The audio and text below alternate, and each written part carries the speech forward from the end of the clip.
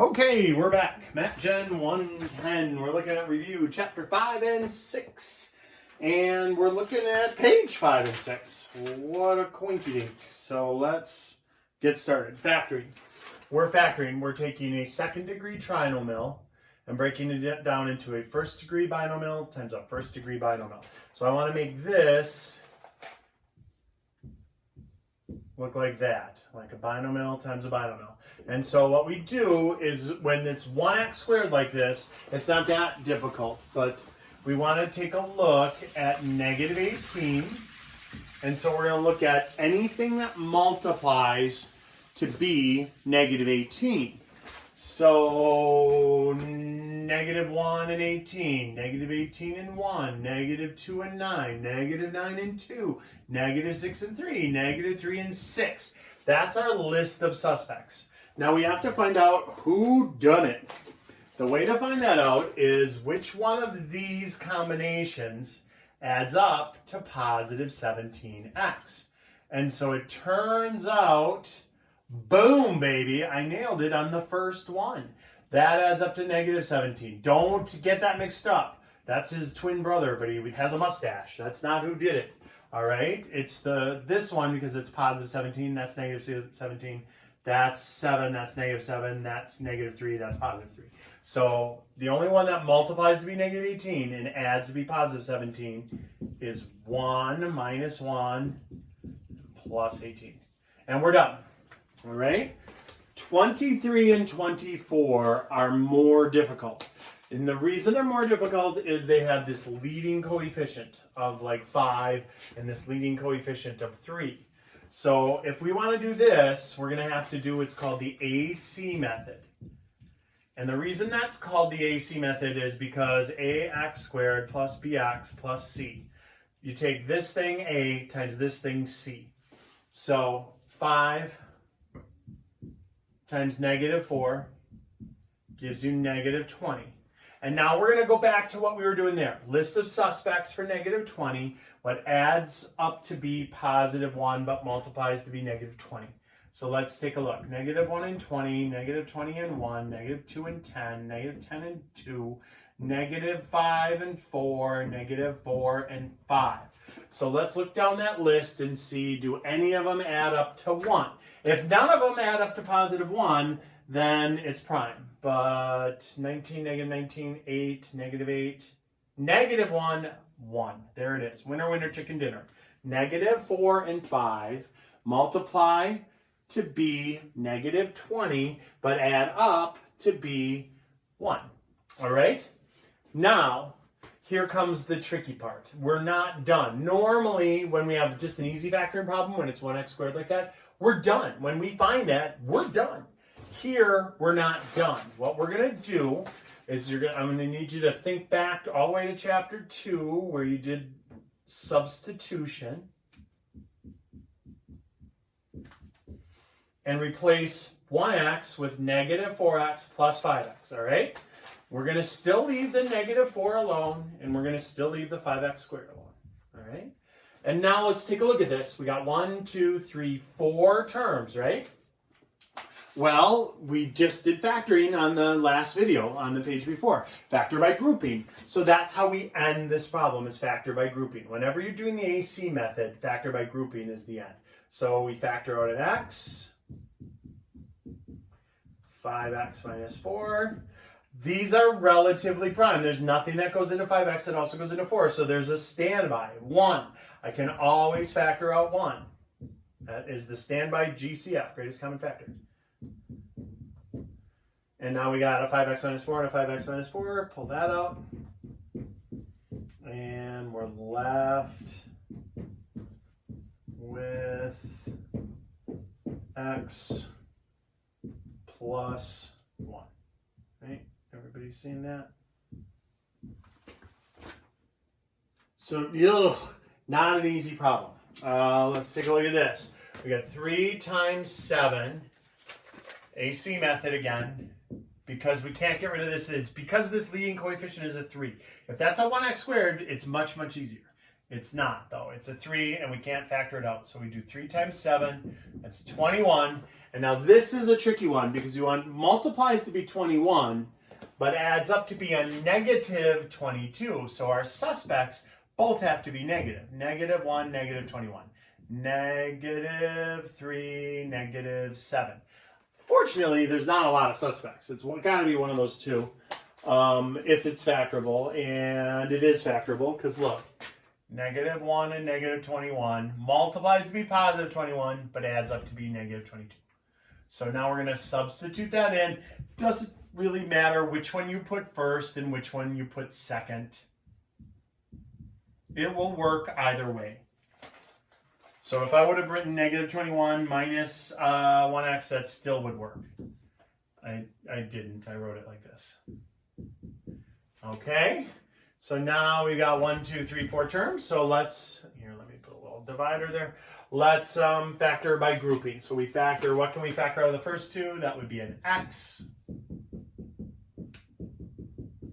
What, oh, do we have to factor out of the second two? That's a little tricky. We got to do a minus 7.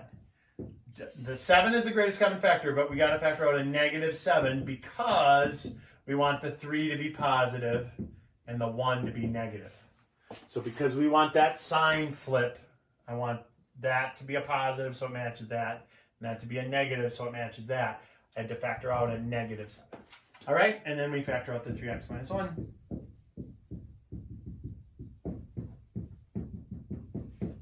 And those cancel, and we're left with x minus 7. All right. Whew, those were some tough problems.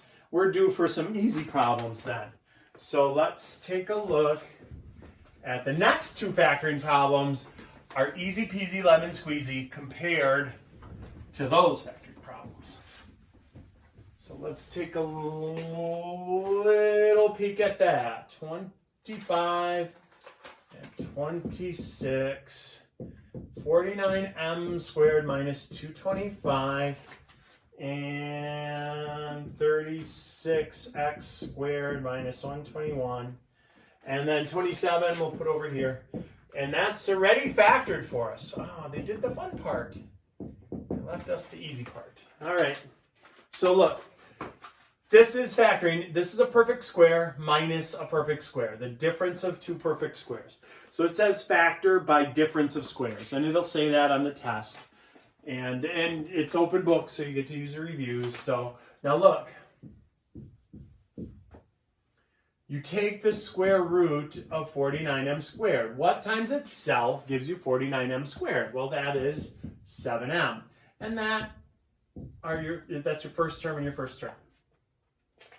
To find the second term and second term, you take the 225 and do the square root of that. That's 15.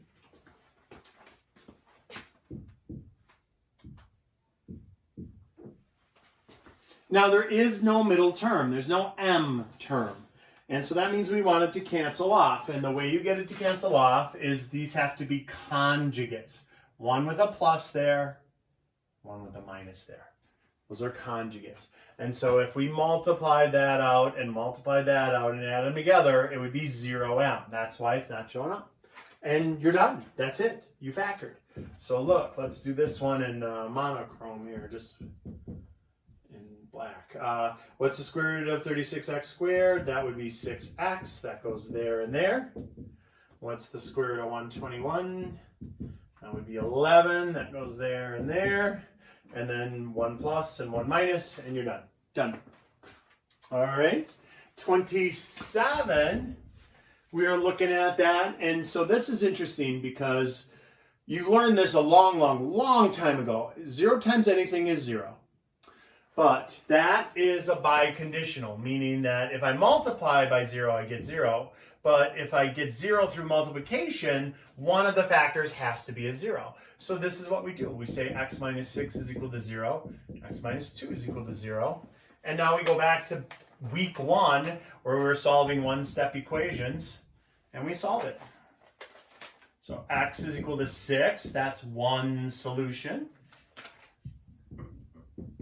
and x is equal to 2. And we're done. That's it. Done, done, done. So because it was factored, that was a pretty easy problem to do. There's 2 more that are factored. We'll do those a little faster. Let's look at the last page, page 6.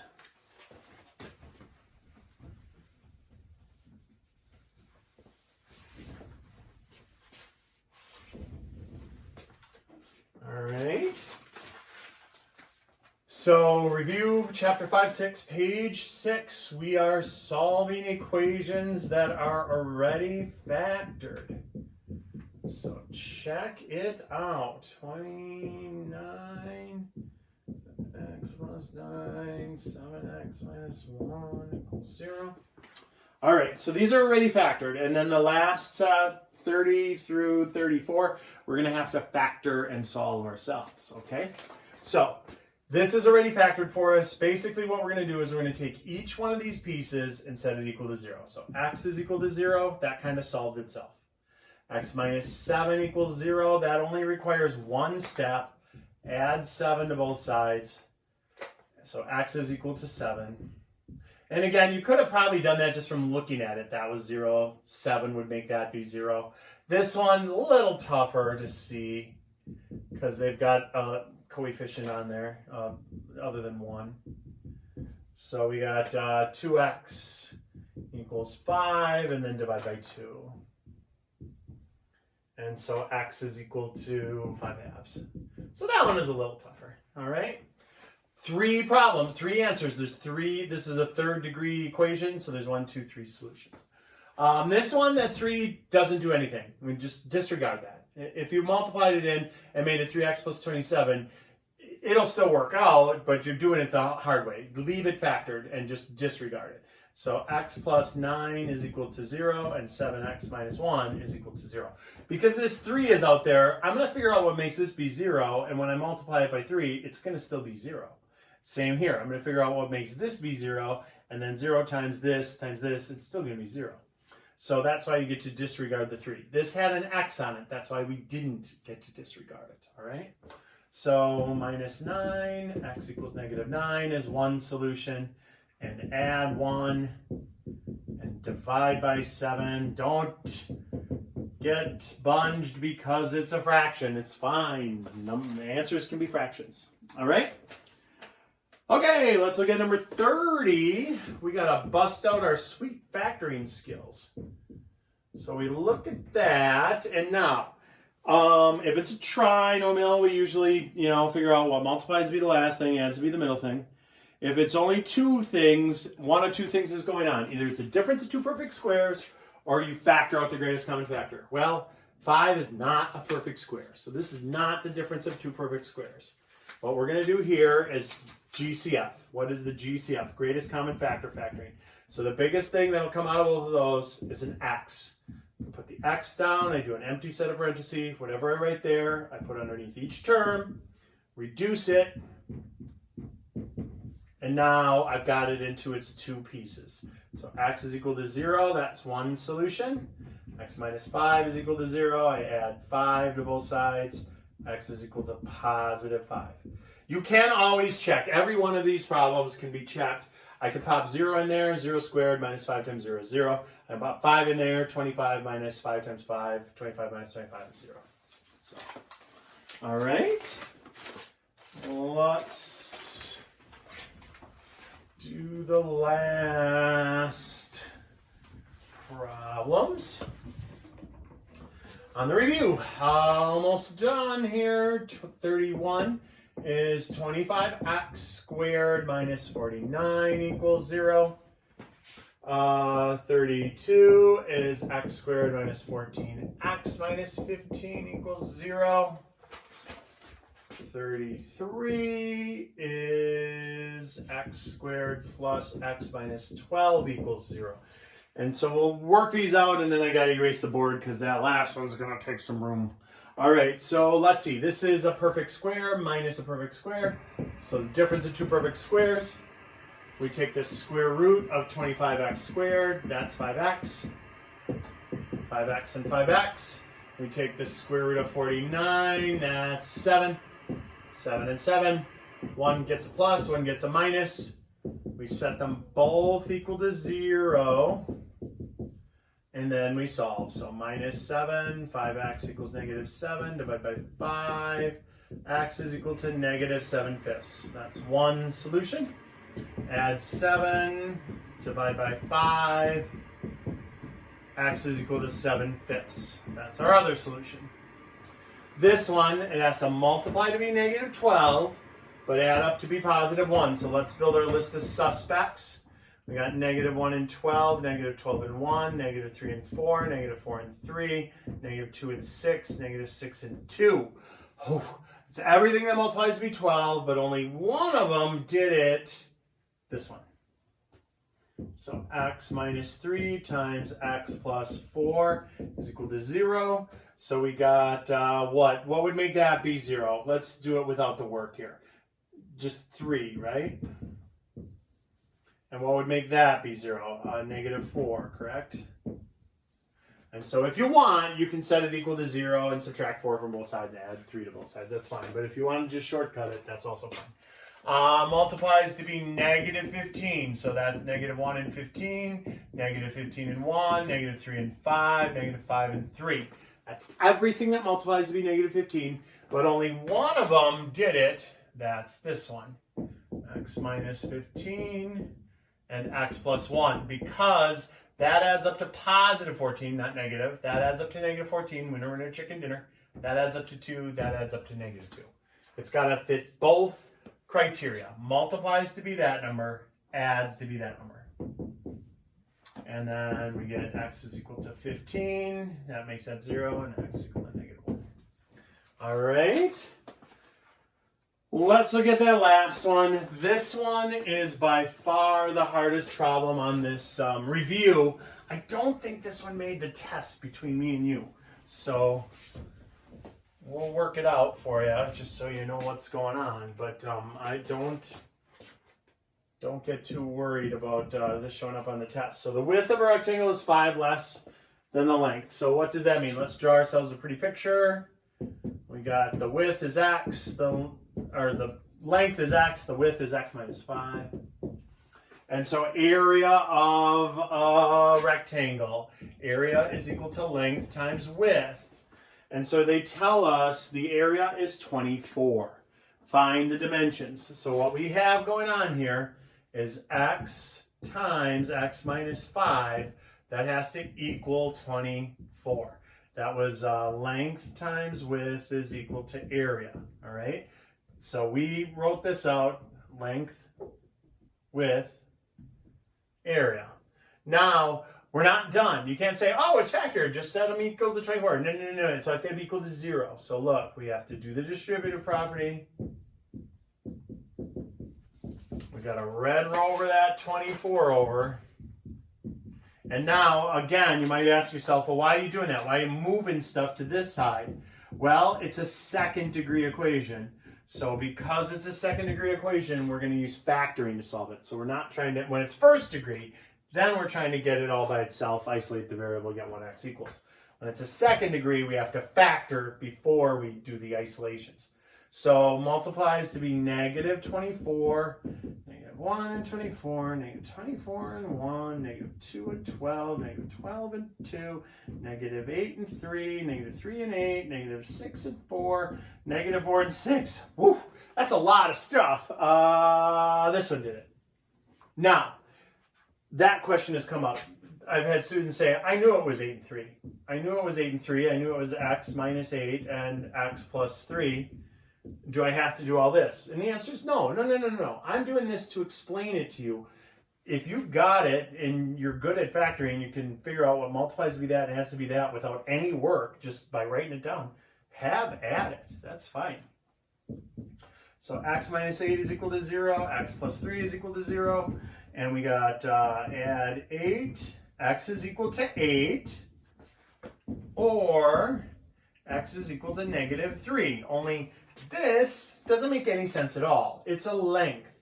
And so when I'm working length, I'm restricted to positive values. Or 0 or positive, I guess, but if it's 0, it's not really a rectangle. So this is out. That's garbage. This one, winner, winner, chicken dinner. So if that's 8 feet, then what's that? Well, 8 minus 5, that's going to be 3 feet. So it did turn out to be the positive version of that. Don't make that assumption. That won't necessarily always be true. All right? And voila. That is what the next test is going to look like. Make sure you understand how to do these. If you don't, please email me and I will do another workup for you.